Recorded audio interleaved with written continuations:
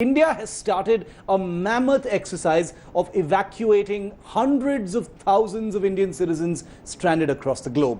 At least 64 international flights will be operating from this Thursday for a week to evacuate Indians stranded in at least a dozen countries, including the US, UK, East and West Asian nations. These flights will land in 10 states, including Delhi, Maharashtra, Kerala, Tamil Nadu, UP, Karnataka and Jammu and Kashmir.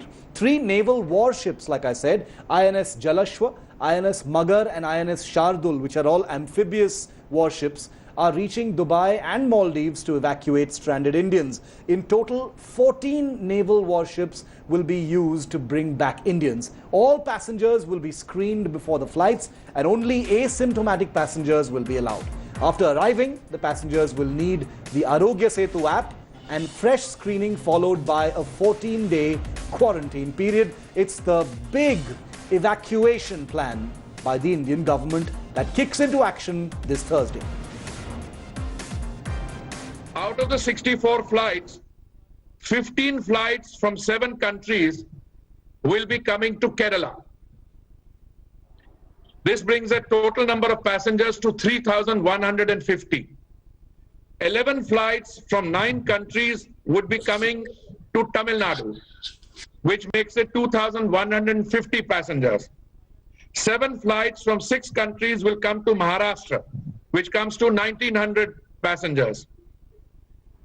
11 flights from 9 countries are scheduled to come to the national capital region, Delhi, but that may take 1 or 2 days extra because we need to put in arrangements for these passengers along with the state governments concerned, the government of Delhi and elsewhere, so there may be delay in this.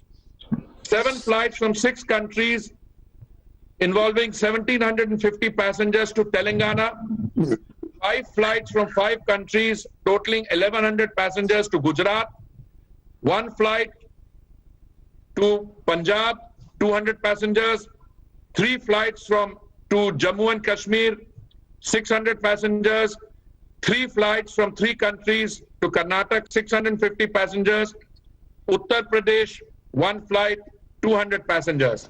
And to just give you a perspective of where Indians are stranded the most at this point of time and where those Air India and Indian Navy ships will be bringing them back from, take a look at this map. It shows you where the maximum number of stranded Indians are.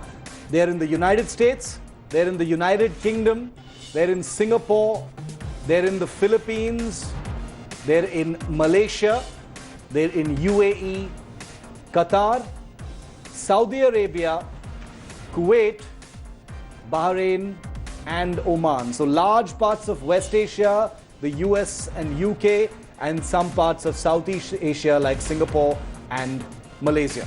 Hi everyone, Preeti Chaudhary here. Hope you like this video. For latest news and analysis, like and subscribe to the India Today YouTube channel. And don't forget to press the bell icon to stay updated. Thank you for watching.